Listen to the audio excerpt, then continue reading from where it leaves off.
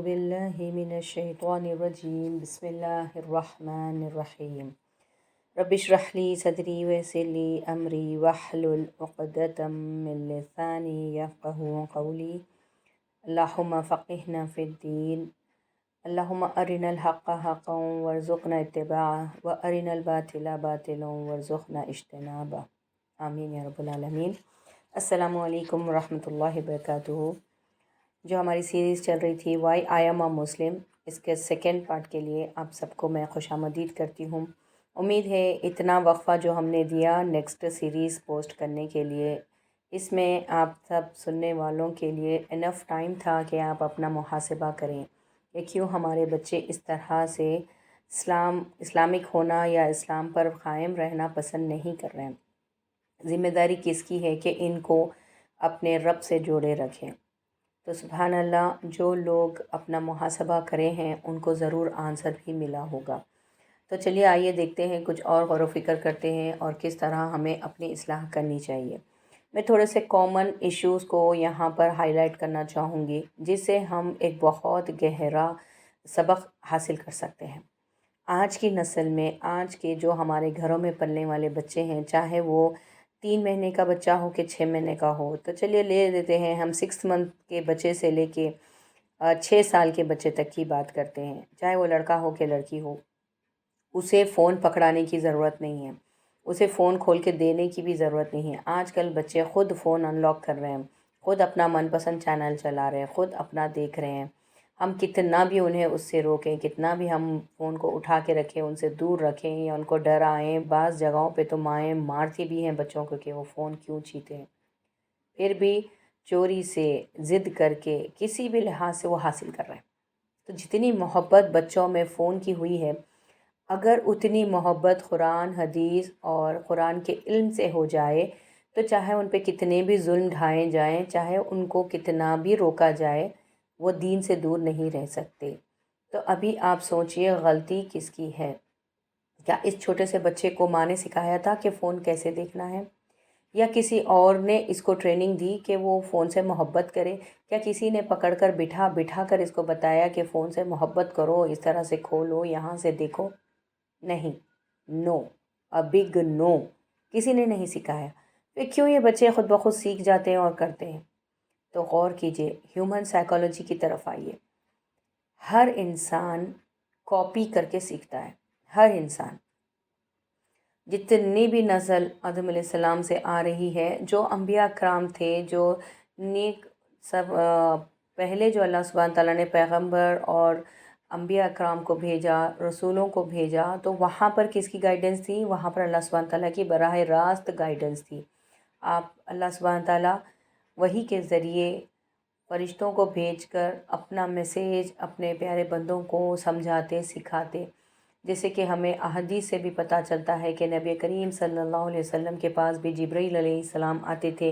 جب نماز فرض ہو گئی تو وضو کا طریقہ، نماز کا طریقہ آپ صلی اللہ علیہ وسلم کو جبرائیل علیہ السلام نے سکھایا۔ قرآن آپ صلی اللہ علیہ وسلم کو جبرائیل علیہ السلام نے سنایا اور سکھایا، حفظ کروایا۔ ان کا قرآن، آپ صلی اللہ علیہ وسلم کا قرآن خود جبرائیل علیہ السلام سنا کرتے۔ آپ رمضان میں ہر سال پورا قرآن کا دور جبرائیل علیہ السلام کے ساتھ کیا کرتے۔ یہ ساری ہمیں روایتیں ملتی ہیں، احادیث آپ دیکھ لیں، مسلم، بخاری، ترمذی اٹھا کر، اس میں یہ ساری چیزیں آپ کو ملیں گی۔ تو یہ ہے پریکٹس۔ اس کے بعد جو کامن انسان ہے، صحابہ نے دین کیسے سیکھا؟ آپ صلی اللہ علیہ وسلم کو کاپی کر کے۔ صحابہ کے بعد تابعین نے کیسے سیکھا؟ سلف صالحین نے دین کیسے سیکھا؟ کیسے ان کے دلوں میں یہ محبت ٹرانسفر ہوئی؟ اپنے ماں باپ کو دیکھ کر، اپنے بزرگوں کو دیکھ کر، اپنے سے بڑوں کو دیکھ کر وہ بھی محبت کرنا سیکھ گئے، ہے نا؟ تو اس لحاظ سے ہم کیا کر رہے ہیں؟ ہم بول رہے ہیں کچھ، کر رہے ہیں کچھ۔ یہاں پر اس پوائنٹ پہ میں آپ لوگوں کو لانا چاہتی ہوں۔ ہم بچوں کو کہتے ہیں قرآن پڑھو، نماز پڑھو، اللہ کی عبادت کرو، اللہ سے محبت کرو، اللہ کے ساتھ سچے ہو جاؤ، لیکن کیا ہم پیرنٹس، کیا ہم ایز ایلڈر، کیا ہم as a guardian of the society, پورے معاشرے کے ایک بڑے معتبر، سمجھدار، میچورڈ، ایڈلٹ انسان ہونے کے ناطے کیا ہم عمل بھی ویسے ہی کر رہے ہیں؟ کیا ہم خود قرآن میں غور و فکر کرتے ہیں، اس کا علم حاصل کرتے ہیں؟ کیا ہم خود اس پہ عمل کرتے ہیں؟ کیا ہم خود جھوٹ سے بچتے ہیں، دھوکے بازی سے بچتے ہیں، اللہ کی معرفت حاصل کرنے کی کوششیں کرتے ہیں؟ کیا ہم اسی خشوع اور خضوع کے ساتھ، اتنی محبت کے ساتھ مسجدوں میں بھاگتے ہیں جتنی خوشی سے، جتنی تیاری کے ساتھ ہم بازاروں میں جاتے ہیں؟ سو آبویسلی ہماری نیو جنریشن نہ صرف ابھی کی 8-10 سال پرانی جنریشن نہیں، پیچھے سے جو چلی آ رہی ہے 15-16 سال 20 سال پرانے جو بچے آج 20 سال کی ایج میں ہیں، وہ پچھلے 20 سال سے اپنے ماں باپ کو دیکھ رہے ہیں کہ وہ کیا کر رہے ہیں۔ آج بھی ایسے ماشاءاللہ گھرانے موجود ہیں جہاں پر ماں باپ دونوں نمازی ہیں، دونوں آن ٹائم نماز پڑھتے ہیں، تو ان کے بچوں کو بولنے کی ضرورت نہیں پڑتی، بس ایک سنگل ریمائنڈر کافی ہوتا ہے، بچے خود بخود جانماز تک آ جاتے ہیں، کیونکہ جب سے اس بچے نے آنکھ کھولی گھر میں وہ ماحول دیکھا۔ تو آپ سمجھ گئے ہوں گے کہ میرا اشارہ کس طرف ہے۔ ماحول بنائیے، انسان اپنے ماحول سے سیکھتا ہے، بولنے کی کوئی ضرورت نہیں ہے۔ آپ نے کبھی اپنے بچے کو نہیں کہا کہ فون کھول کے کارٹونز واچ کر لو، نہیں کہا، پھر بھی وہ سیکھ گیا اور بڑی دلچسپی، محبت کے ساتھ، بہت ہی جد و جہد کے ساتھ وہ دیکھ رہا ہے۔ تو اسی لحاظ سے آپ اپنے گھر کے ماحول بدلو گے، گھر سے ٹی ویوں کو دور کرو گے، فون کو بھی ضرورت کے حد تک ہی یوز کرو گے، اس کے بعد آپ اپنا باقی کا ٹائم گھر کی صاف صفائی، بچوں کی تربیت، اپنے خود کی تربیت، قرآن اور سنت کے احکامات کے اکارڈنگ خود کی گرومنگ، اور کیا قرآن میں ہے جاننے کی جستجو جہد کرنا شروع کر دیں گے تو خود بخود یہ بچوں میں ٹرانسفر ہوگا۔ آج نہیں تو کل شاید آپ قرآن کی کلاس لینے کے لیے یا قرآن پڑھنے کے لیے بیٹھ جائیں اور آپ کا بچہ باہر جا کے کھیل لے یا کچھ بھی کر لے، لیکن کتنے دن تک وہ یہ اثر سے بچا رہے گا؟ ہمارے سامنے زندہ مثالیں موجود ہیں۔ جب نبی کریم صلی اللہ علیہ وسلم اس دنیا میں موجود تھے، اس ٹائم پر کفار مکہ میں سے کئی لوگ مسلمان ہوئے۔ کیسا ہوئے؟ مسلمانوں کی پریکٹس دیکھ کے، مسلمان جس طرح سے نمازیں ادا کرتے، جس طرح سے اتنے ظلم و ستم برداشت کر کے بھی توحید پہ جمے تھے، جس طرح وہ قرآن کو دل سے پڑھتے، تدبر کرتے، عمل کرتے، وہ دیکھ کے کئی کافر مسلمان ہو گئے۔ کئی آپ کو کہانیاں ایسے ملیں گی، صحابہ کی سیرت پڑھیے، کئی ایسے صحابہ ہیں جو قرآن کی ایک آیت سن کے ٹرن ہو گئے۔ خود عمر فاروق رضی اللہ عنہ کی کہانی ہے کہ انہوں نے قرآن میں جب آیتیں سنی تو وہ مسلمان ہو گئے۔ وہ چپکے چپکے آپ صلی اللہ علیہ وسلم کو قرآن پڑھتے سنتے تھے، کیونکہ اللہ سبحانہ تعالیٰ نے انسان کو فطرت پہ پیدا کیا ہے۔ اللہ سبحانہ تعالیٰ نے انسان کی انر بلٹ میں، فطرت میں رکھ دیا ہے کہ وہ رب کو پہچانتا ہے۔ ہر انسان جب کائنات کو دیکھتا ہے، کوئی پیارا سا منظر دیکھتا ہے، کوئی گارڈن دیکھتا ہے، تو اسے یاد آتا ہے کہ کوئی ہے جو یہ سب کچھ بنایا ہے، کوئی ہے جو اتنا بہترین کریٹر ہے، جس نے چاروں طرف خوبصورتی بکھیرے رکھی ہے۔ بھلے ہی وہ اللہ ہے، بھگوان ہے، کیا ہے اس کو نہیں پتہ، لیکن وہ اس کا دل گواہی دیتا ہے کہ کوئی ہے جو یہ دنیا میں یہ سارے رنگ برنگے پھول، پرند چرند پھیلائے ہوئے ہے، کوئی ہے جو وہ مٹی میں رینگنے والے کیڑے کو بھی کھلا رہا ہے۔ تو ہمارے اندر سے یہ گواہیاں آتی ہیں، یہ ہم فطرت پہ ہیں۔ ہماری تھوڑی سی توجہ، ہم پیرنٹس کی تھوڑی سی جد و جہد سے ہماری نسل اللہ سے دور ہونے سے بچ جائے گی۔ آپ سزاؤں سے نہ ڈرائیں بچوں کو، بلکہ آپ کہیں کہ اللہ اتنا غفور الرحیم ہے کہ کوئی بندہ اگر زمین بھر کے، زمین سے لے کے آسمان تک اس کے گناہ ٹچ ہو رہے ہیں، اس کے باوجود اس کو ندامت ہو جائے، وہ پچھتائے اور 2 آنسو ٹپکا کر معافی چاہ لے اور یہ یقین رکھے صرف اور صرف اللہ سبحانہ تعالیٰ کی ہی ذات ہے جو باقی رہنے والی ہے، جو کسی کو معافی دے سکتی ہے، کسی کے گناہوں کو سرے سے مٹا سکتی ہے۔ غفور الرحیم ہے میرا رب۔ جب ایک بندے کو اس چیز کا یقین ہو جائے گا، جب مائیں اپنے بچوں کو یہ بات ان کے ذہنوں میں اچھے سے بٹھا دیں گی، تو بچے واپس لوٹ آئیں گے، ان کا گلٹ ختم ہو جائے گا، وہ توبہ کر لیں گے، وہ اللہ کے آگے رو لیں گے، صاف ستھرے دھلے ہوئے نکھرے ہوئے مسلمان بن جائیں گے۔ تو اس کے لیے سب سے پہلے ہم ماں باپ کو، ہم گائیڈنس کو as a guardian, as an adult, ایک بالغ انسان ہونے کے ناطے بائی چانس کی کیٹیگری سے نکلنا ہوگا اور شعوری طور سے بائی چوائس مسلمان کی سیڑھیاں چڑھنی ہوگی، یعنی اسٹیپ بائی اسٹیپ اس طرف جانا ہوگا۔ جب ہم سب کا ایز اے کمپلیٹ سوسائٹی ہمارا رویہ بدلے گا، ہر کوئی اپنی اپنی اصلاح کے ساتھ ایک ایک قدم ایک ایک درجہ اوپر بڑھتا جائے گا، اخلاق میں، عبادات میں، لوگوں کے ساتھ معاملات میں، پڑوسی کے ساتھ بیہیو کرنے میں، روڈ پہ وہیکل چلانے میں، گھر کی صاف صفائی میں، گھر کے اطراف کی صفائی مینٹین رکھنے میں۔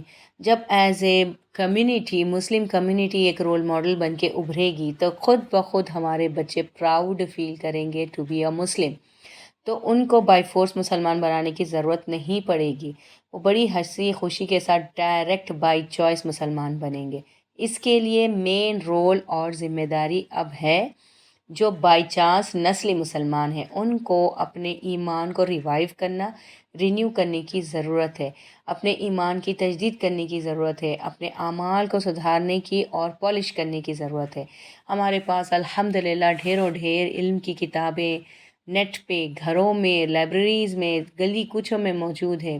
جائیے، کھولیے، پڑھیے، سمجھیے کس طرح ہمارے پیارے رسول صلی اللہ علیہ وسلم کی سنتیں ہوا کرتی تھی، کیسا آپ کفار سے بھی کیسے معاملات کرتے، کیسا بات کرتے، بازاروں میں کیسے پھرتے، یہ سارے اپنے پریکٹیکل خوبصورت خوبصورت ایگزامپلس رول ماڈل بنی اپنے بچوں کے لیے، جو ہمارے معاشرے کے بائی چانس مسلمان مرد اور عورتیں ہیں ان سے میں مخاطب ہو رہی ہوں۔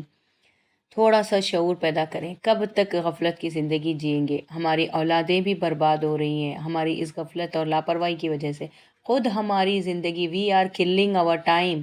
اللہ سبحانہ تعالیٰ نے اتنی قیمتی چیز ہمیں دی ہے، وقت، زندگی، مہلت، یہ ہم کروڑا کروڑا روپے بھی خرچ کر کے پچھلے سال کا ایک لمحہ نہیں خرید سکتے، تو کیوں ویسٹ کر رہے ہو؟ اس کو لگا دو اپنے آپ کو بہتر کرنے میں، اپنی نسل کی تربیت کی فکر میں اور اپنی آخرت کی فکر میں۔ ہر کوئی پیدا ہوتا ہے، جیتا ہے، کھاتا پیتا سوتا ہے اور مر جاتا ہے۔